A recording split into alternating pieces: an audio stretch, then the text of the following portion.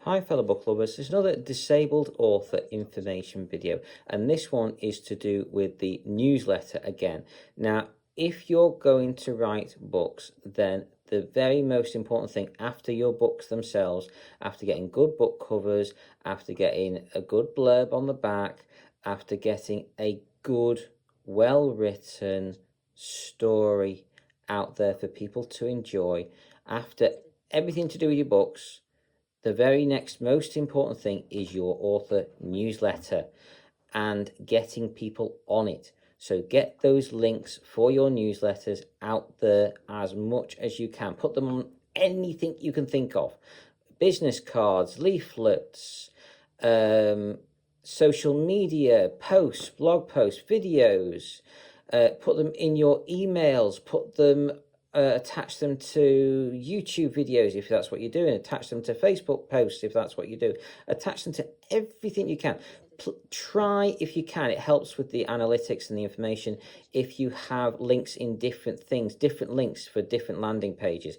So have a link for one of your landing pages to your author newsletter in your books, and have a different one for each book so you know where people come from. Very, very important thing. That helps with analytics, helps you to know where people are coming from and why they're coming in from the book, where they, which books they're coming in from, which ones are getting the most amount of traffic, that kind of thing. Anyway, one of the most important things to do with your author newsletter is your landing page, getting the right one. Now, if you go on ConvertKit, who I am with, they have a lot of articles. Now, if you can see, this is obviously a bit easier because you can see what they're like.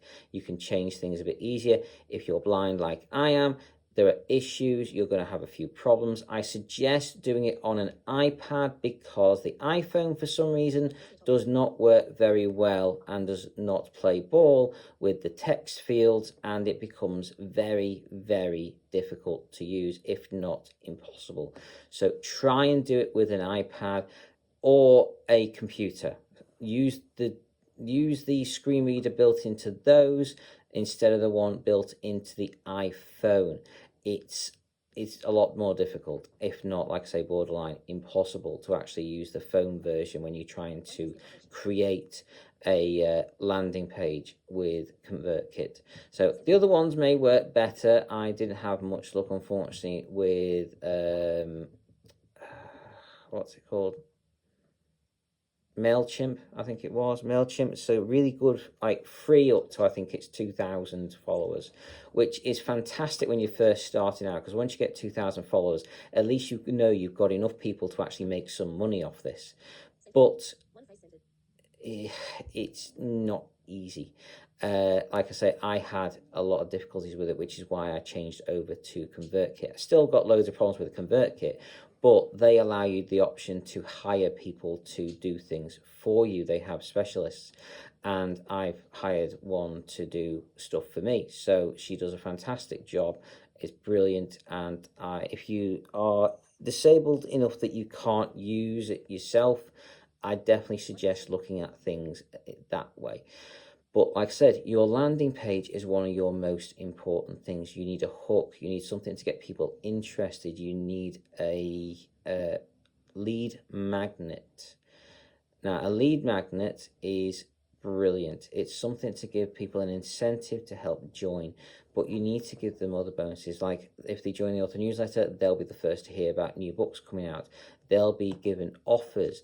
They'll be given extra freebies, things like that. So get a hook, get some text, get some information, what you're going to be selling and what you want from them. Make sure you're upfront with your people. Don't like lie to them or anything like that. Don't be dodgy or scammy or anything like that. Just try and find the most you can do for your people without doing, obviously too much. You still want them to buy your books. You still want them to get your stuff, but you want to provide as much value to your readers as possible, and you need to find ways to narrow that down to get you really true avid readers. Now that's what the automation email systems are for. They're brilliant to do funnels to work out who really wants to be there, who doesn't mind being there, and who really doesn't want to be there. So you can do all sorts of stuff with those funnels, which I will talk about in another video. And I may already have done so actually in one of them, but landing pages will get them people hooked into your newsletter first.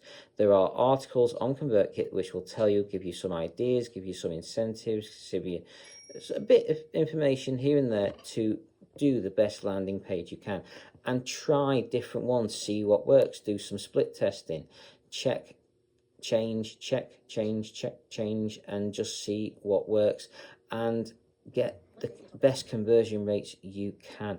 Obviously, depending on what industry you're in, your conversion rates can vary a lot. My conversion rates have been terrible. I do try to make my landing pages as appealing as possible, with given especially my disabilities and stuff, but it is not easy. So I do wish you the very best of luck with that.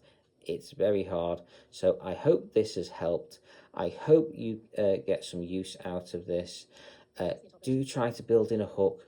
Do try to have some links, not on the landing page, but on your first email. So say in the landing page that they will receive freebies, and that they will, if they join the author newsletter, and actually have those freebies ready for them to go, have it as like one of the first emails they receive, if not the first email after they've signed up to your newsletter.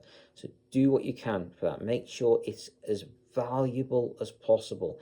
If you do non-fiction and you want to give them information, give them a sneak tip or something to try and advertise how valuable it would be for them to join your author newsletter.